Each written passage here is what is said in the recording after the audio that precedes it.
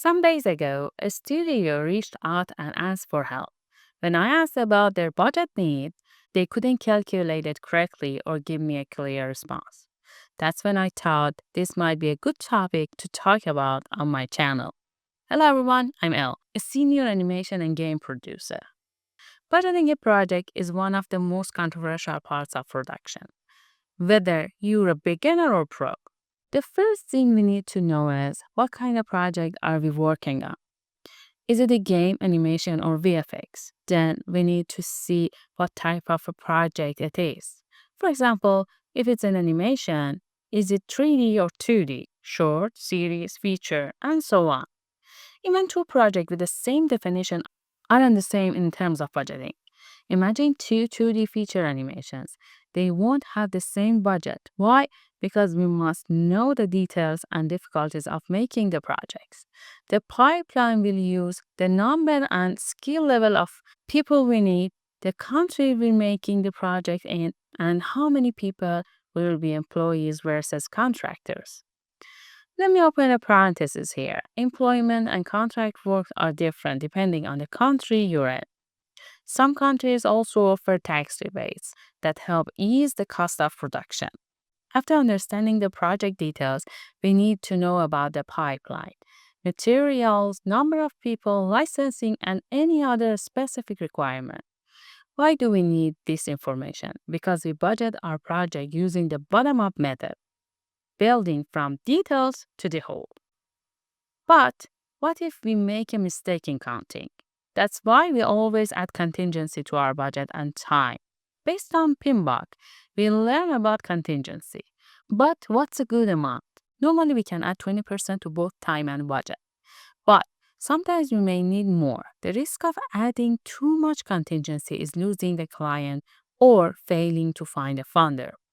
Another method is bidding, where you propose a higher budget but accept that the client might reject it until you both agree on a number. Bidding also happens inside teams making assets or parts of project, like game cinematics or VFX. They negotiate for a fixed payment. One inconvenience manager face is thinking budgets are light.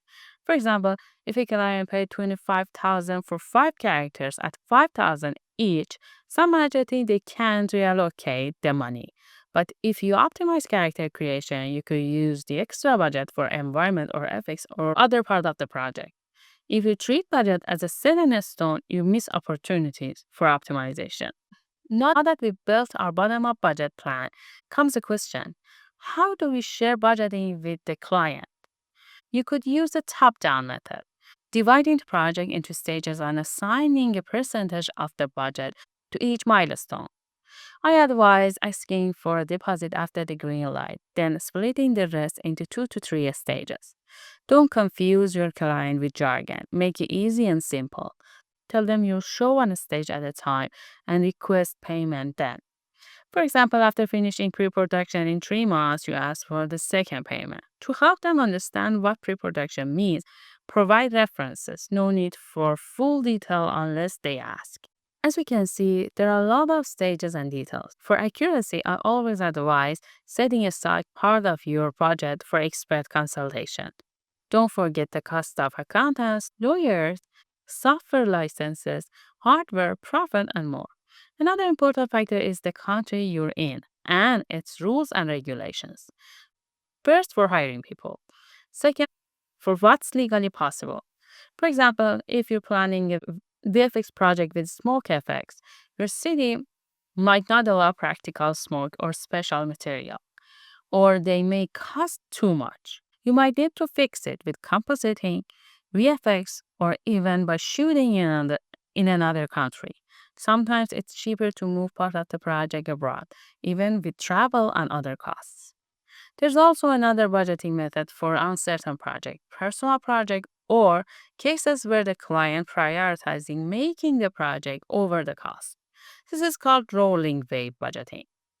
You plan and budget only part of the project at a time, then update for the next step.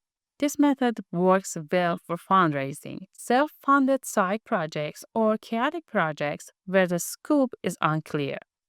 When presenting a budget plan to the client, remember you give them a calendar deadline. But salaries are calculated based on man hours or dev hours or man month. For example, while calendar months are 30 to 31 days, dev month is about 176 hours. 22 workdays times 8 hours. Why is this important? If you hire someone part time, salary, bonus, insurance, and pension are calculated on dev hours. Also, when you say a task takes a week, that's about 56 dev hours.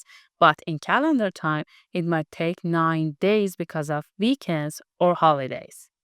This directly affects your timeline and how you assign tasks or give due dates to clients. As you can see, budgeting requires a lot of details and hard work. There are many methods, tools, and experts to help us simplify and manage projects. I hope you find this content helpful. Like it, share it with your friends, and let me know your thoughts or other budgeting methods you use in the comments.